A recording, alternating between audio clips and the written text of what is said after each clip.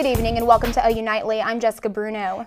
Well, we're starting with some breaking news this afternoon. So I talked to Chief Bailey with the Norman Fire Department, and he told me why this time of year specifically, wildfires are more of a concern. Thanks, ladies. Well, now people are wondering if the company's employees will be able to purchase certain forms of contraception using their insurance at pharmacies like CVS. So I got a local perspective on the issue. Take a look. It's a business built on faith. And an Oklahoma man accused of threatening President Obama and the First Lady in 2011 has now pleaded guilty. Well, this 4th of July turned out to be a bit of a dangerous one. Well, just a little bit before midnight last night, Rob Blagojevich and his lawyers filed an appeal. Although no members of Carpenter's Local 329 would talk to me, they are giving flyers like this one right here. Coming up on OU Nightly, breaking news out of a courtroom in Texas today. We'll have details. Now this, of course, is after the 6.5-hour zoning committee meeting that happened yesterday that kind of worked out all the details of the plan. Deprivation of education is not the only thing that the Taliban is trying to impose in towns such as Swat Valley, and Mufti explained why this is causing such turmoil.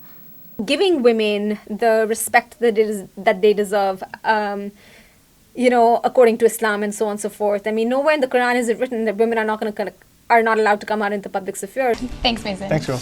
Well, still to come on OU Nightly, we'll have one more look at that 5-day forecast. Still to come on OU Nightly, we'll have another look at the 5-day forecast. And one pop star hits the weather wall. We'll have her forecast attempt. Straight ahead on OU Nightly. This guy just comes out of our kitchen running out. This story might sound a little familiar. I woke up and saw a guy right here, like at the foot of my bed, going through my dresser and stuff over here. It was just 2 weeks ago that Andrew Malati and Forrester Zeit got an unexpected 4 a.m. wake-up call from an unwanted intruder. Turns out the thief hit Chautauqua again around the same time this past Saturday. This time, two friends of Malati and Zeit, OU seniors Grant Thefford and Ryan Bass, were the target. The deadbolt wasn't locked, so it was just the handle, so that's kind of easy to break in if you really wanted to. After another failed burglary attempt, this thief wasn't lucky enough to get away. Out of the corner of my eye, I yelled at him, and then he just took off out the front door. Thefford said he chased the thief down Chautauqua, found him jiggling other doorknobs, and called the police. Well, Captain Tom Easley with Norman PD tells me that this area on Chautauqua has seen 16 auto and 10 residential break-ins since September 1st. He also tells me that they have reason to believe that the suspect actually lives in this area. A lot of these we have commonalities and we have direct evidence that ties to a particular suspect. Captain Easley also said that many of the houses near Chautauqua that have been broken into were left unlocked, so he advises everybody living near campus to lock up at night. Jessica Bruno, OU Nightly. It looks empty now, but by dinner time, the Mont Patio in Norman, Oklahoma will be packed with customers, some who are checking out this famous Norman hotspot, and some who come in to relive memories.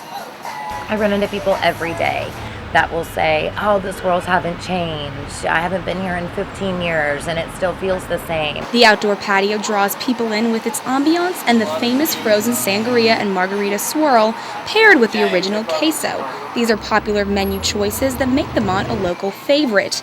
And this college town bar also has a unique history, starting from the bond of brotherhood. Dick Talley, John Kradiger, and Bill Hammonds, they're all SAEs, and they decided to come open the Mont.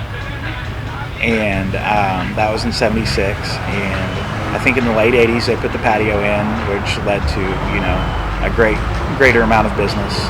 From the original Monterey restaurant to the Mont, the restaurant developed quite the regular crowd over the years.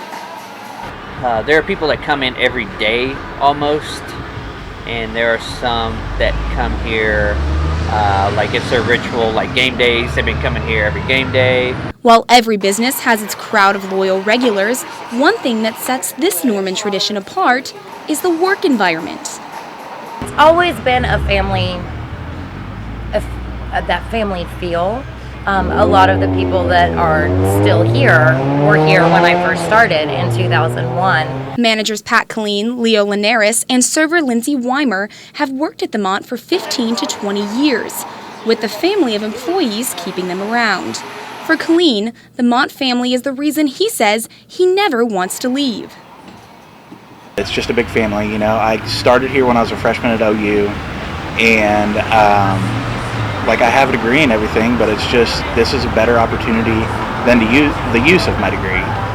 And the people that we work for and the people that I work with make it worth it. So if you decide to come to Norman and check out this famous traditional spot, you'll find more than just the legendary swirl. You'll find a true family. Jessica Bruno, OU Nightly. As the Moore community continues to come together in a relief effort, Jessica Bruno, OU Nightly.